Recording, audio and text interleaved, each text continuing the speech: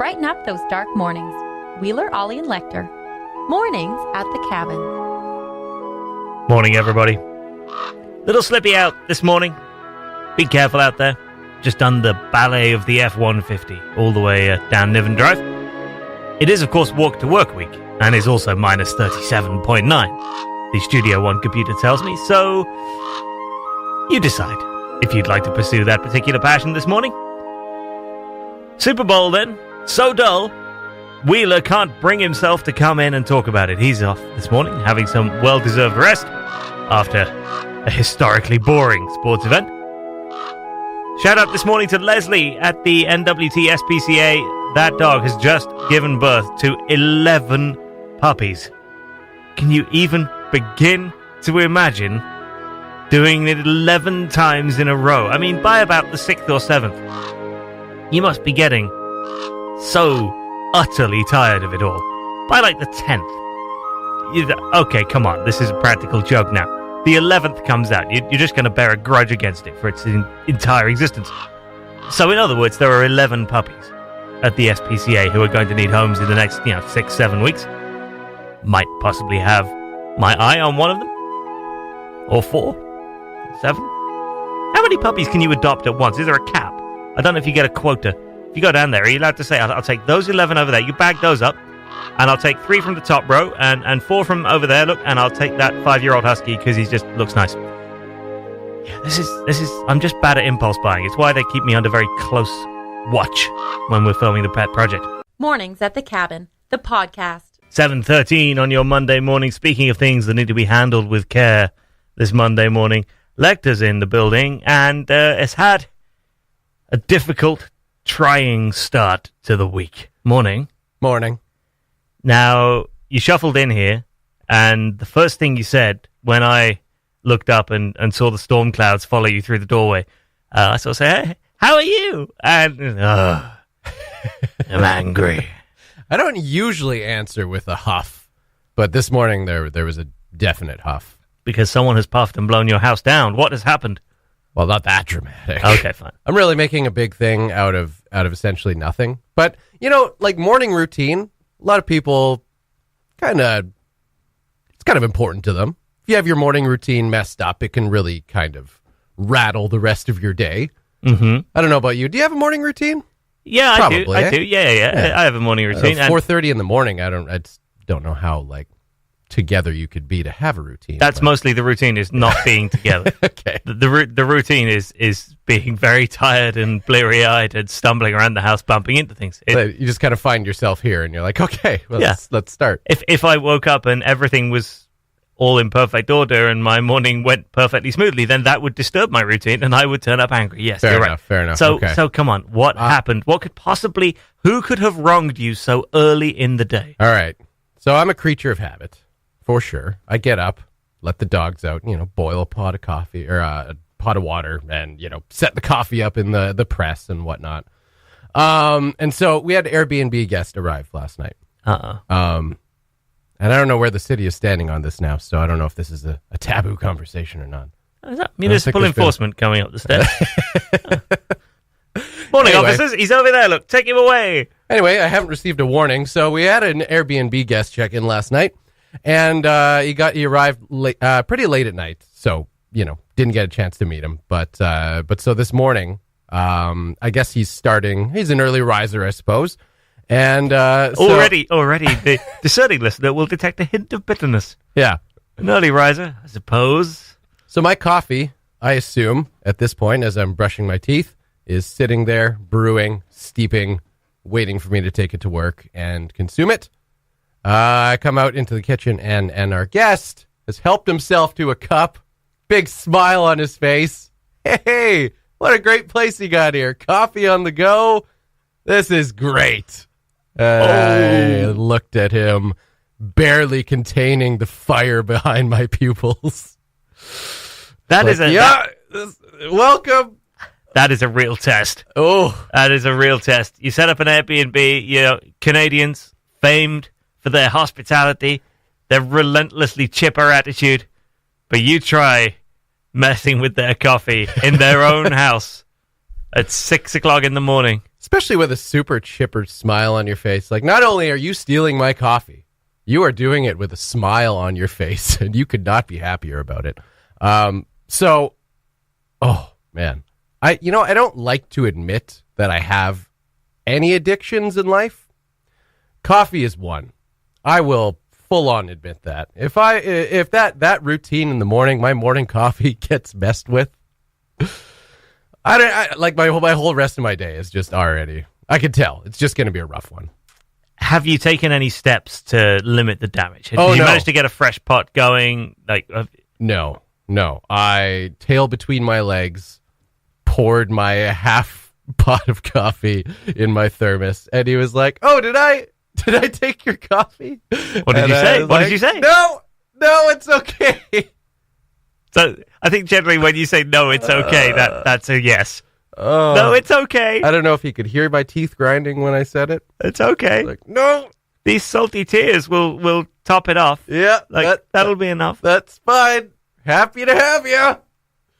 Oh, I mean, words fail me. I imagine if this gentleman is listening to this now, what? How do you make reparations? Yeah, I assume that the standard in Canadian rules of etiquette is for him now to have cooked a 3-course meal for everyone by the time you get home tonight. At least some poutine or something. At least some poutine or something, and it had better have curds. And I was saying to you also, I mean, I was thinking, how could I avoid this? How could this be prevented? It's like, I should just write my name on the coffee press. That doesn't even help. This guy's name is Scott. Oh, so he did drink Scott's coffee. So he drank Scott's coffee. And was none the wiser. And, yeah, felt pretty good about himself. All right. Enjoy your stay, Scott.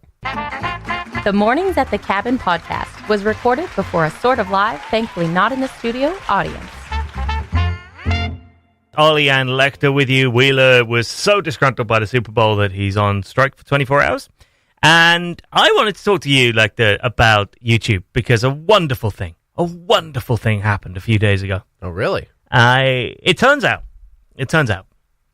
when you use YouTube and you're logged into your account, mm-hmm. if you like something, if you press the little thumbs up button on a video, right, it shows up on your profile. Okay. Back on your homepage I would on assume YouTube. It would somewhere. Yeah. If people go look, yeah. it shows up. And I'll do my usual semi-anonymizing trick. A very close friend of the show, someone we all know here at Cabin Radio, but I'll leave them anonymous beyond that. Subscribed to Cabin Radio's YouTube channel. Okay. About a week ago now. Thank you for that. And when they did, I was like, it sends a little message like, so-and-so to subscribe to your channel. I'm like, oh, that's great. Clicked on their name, and it brings up their profile. And there were 4 videos that were liked on their profile. They didn't have any videos of their own. Okay. Just these 4 videos, front and center. This is getting scary. And 2 of them were like Minecraft videos. Okay. Like minute-long, awful Minecraft videos with no real purpose to them. One of them was a 6-minute, slightly psychotic music video by rock band Die Antwoord. Okay. And one Household name? One was a 6-minute video from 2009 of cats doing it. Really? Yeah. Huh. And that was it. Okay. Those were your 4. And 6 minutes. And I know it was 6 minutes because I may have that thing had 2 million views, Scott. That thing had 2 million views. What? And it starts with the cats on like either end of the room, and there's really not a lot happening. So I skipped to like a minute in. Then there was, well, for want of a better word, some heavy petting, and then about 3 or 4 minutes in, there was some real. You know what? Never mind. It got freaky. It got in so many senses. It got freaky. And I sat there and I watched slightly more of that video than really any sane human being should. Right. It's kind of still in shock, and also I had no idea that such things. I hadn't even stopped to think as to whether anyone had ever filmed cats doing that and then uploaded it. But they have, Scott. They have. Yeah. And it was on this person's page, one of 4 videos that they had liked. And so I wrote to them. I said, hey, thanks for subscribing. Couldn't help but notice when I followed through to your YouTube profile page that you've only ever liked 4 videos. Yeah. And I know this person well enough to know that they don't like Minecraft. Right. Like, they don't play video games. Okay. So like you've got two videos on there. Two of them are about Minecraft. One is from a band that I'm relatively sure you've never heard of, and the other is 6 minutes of cats getting freaky. And I just wondered if you had an explanation. That's all I really want. Just curious. I need context for how this comes to be. Yeah. And so they deny everything. They deny everything. That's it. That maybe they left themselves logged in somewhere. You know the old politician trick of like somebody else. I was hacked. Yeah, somebody else tweeted that supremely offensive message that I clearly tweeted. Yes. Yeah.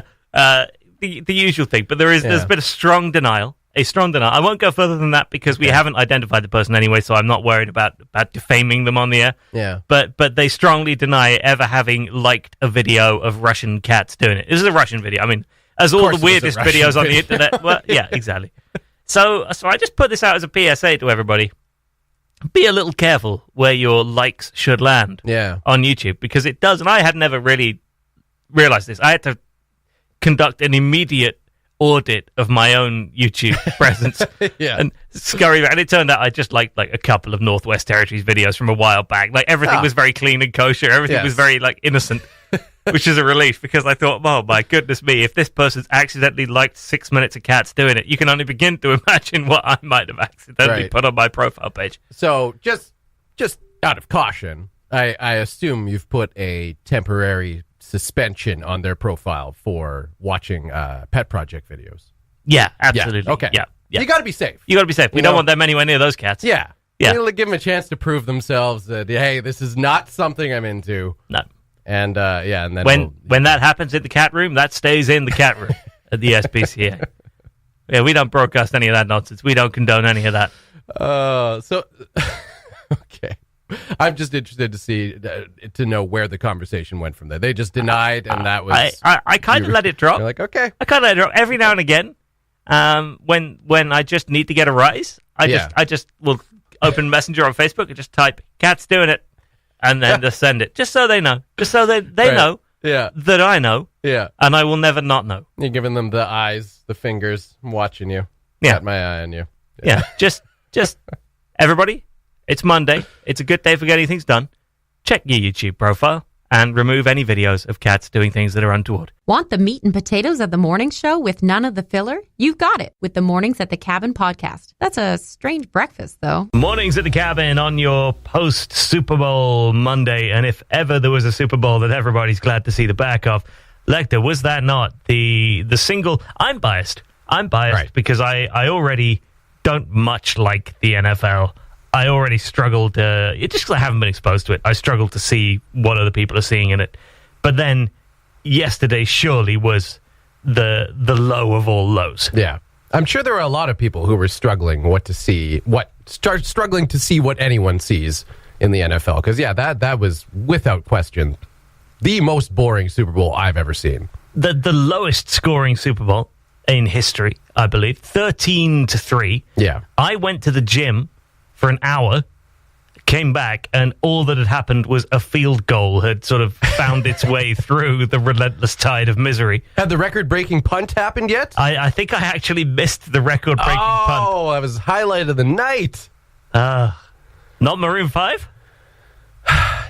So I didn't really watch the halftime show with much intent. I know I'm doing the Super Bowl wrong. I'm doing it backwards because most people don't watch the game with much intent and then tune into the halftime show. What Lekter does, Lekter records it and then fast forwards through the ads in the halftime show, just wants to see the kicking game. Yeah, that's right. Fast, get all those Super Bowl ads out of the way. Just want to get to the game. I want to get to the punts. I want to catch that record-breaking punt and go home and go to bed early. Okay, so meanwhile, Maroon 5 were the halftime show. Some of the reviews for this are scorchingly bad.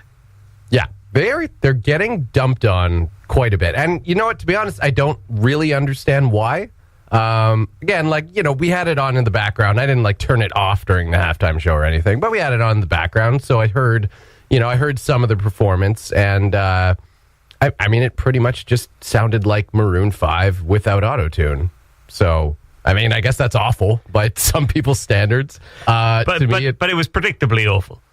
Yeah, I mean, I guess so. I just don't really know what more you'd expect out of Maroon 5. And yeah, I will read you a couple excerpts. Okay. This is the New York Times critics review of Maroon 5. The headline, Maroon 5 barely leaves a mark at the Super Bowl halftime show. Right. So if you're Maroon 5, you're already reading that. You're like, well, that could be worse. It barely leaves a mark. It's not like any part of our person slipped out. Yeah. So, we're already beating a couple acts. Right. The first few lines. Maroon 5, a quasi-soul, quasi-rock, utterly funkless band, was the main attraction at the Super Bowl halftime show at Mercedes-Benz Stadium in Atlanta, likely the 3rd or 8th or maybe 14th choice for a headliner. Wow. Right? Maroon 5 was a cynically apt choice. Neutral, inoffensive, sleek, without promising much. Yeah. For nearly 2 decades, it has been wildly popular without leaving much of a musical mark, as easy to forget as mild weather. And the band did no better during its 13 and a half minutes on stage in a performance that was dynamically flat, mushy at the edges, worthy of something much worse than derision, a shrug. It was an inessential performance from a band that might have lost some moral authority if it had any moral authority to lose. Moral authority? Good night.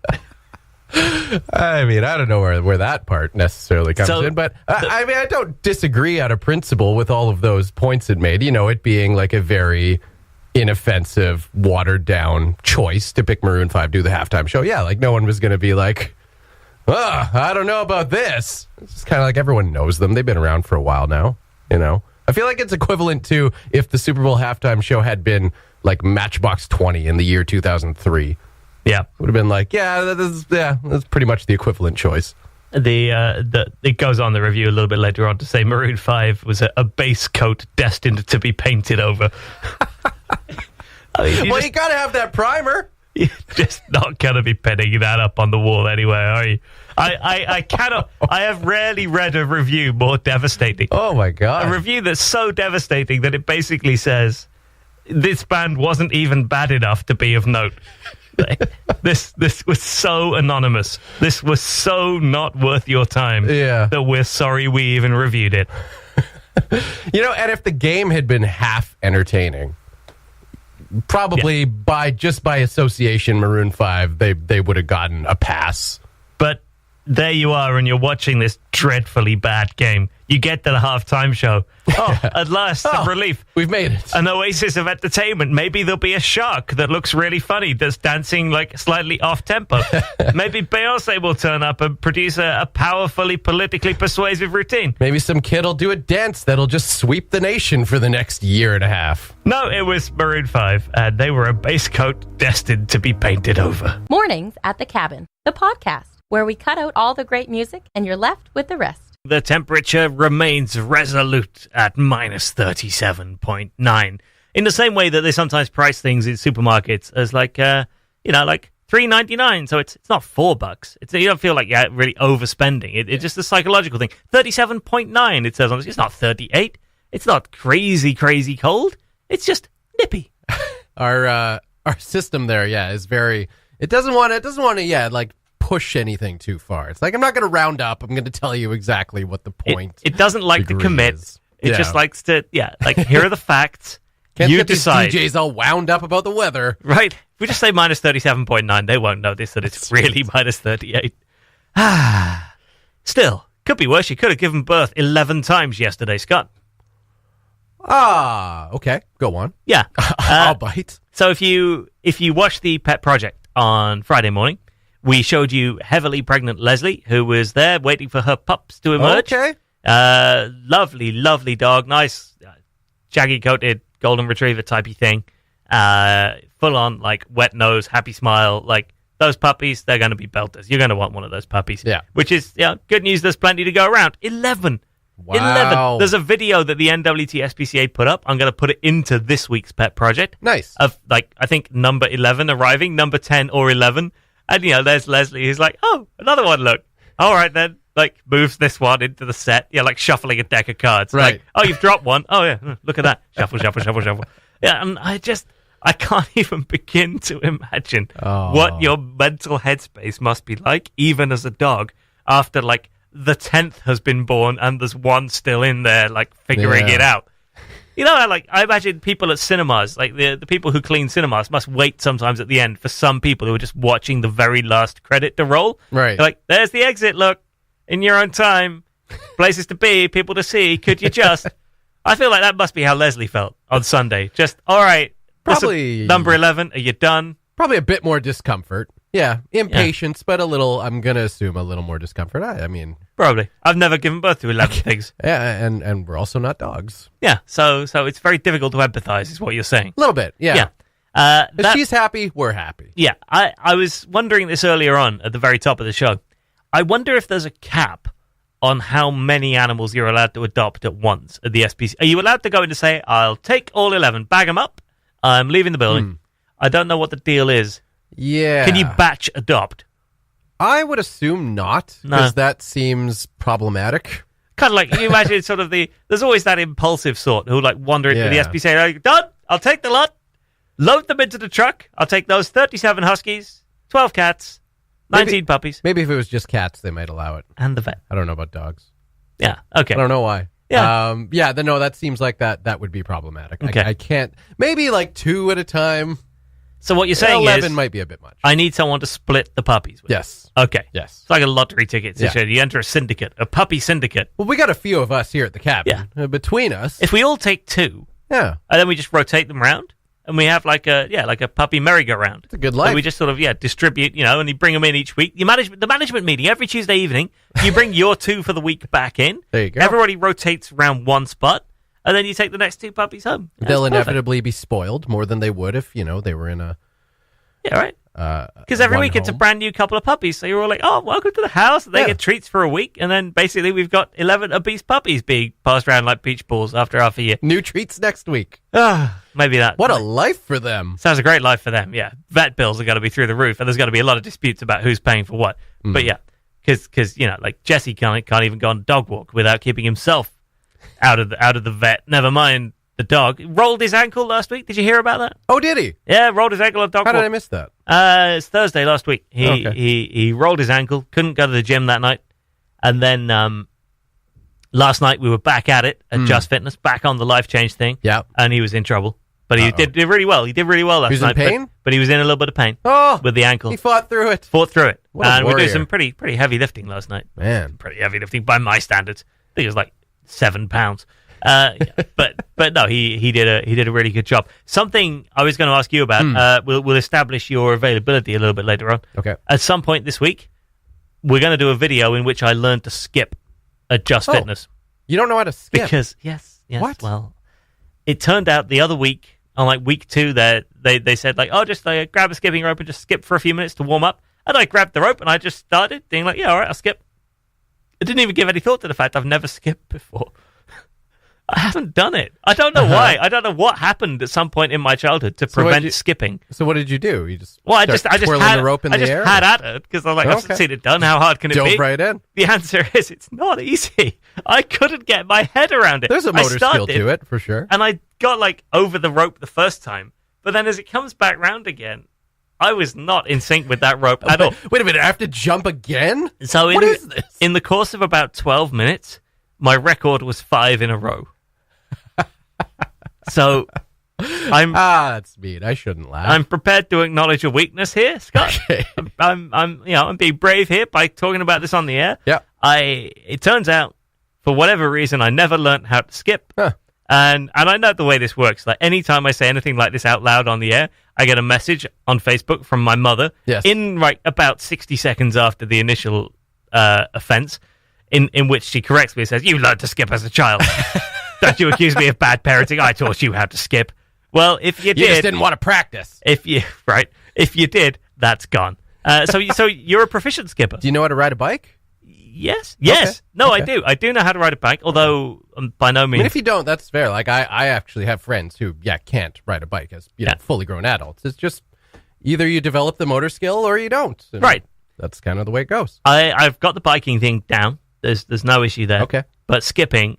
There was just something about it where my brain was racing so hard. It was like getting lag on a computer. You're playing a video game online and then suddenly everything stops and you have to wait 5 seconds for it to catch up. Like, my brain was not able to stay with the skipping motion. And so the legs would be screaming, saying, are we jumping now? Are we jumping? Tell us what we're doing. And my brain would just be like, I just don't know. I just don't know. I just don't. Oh.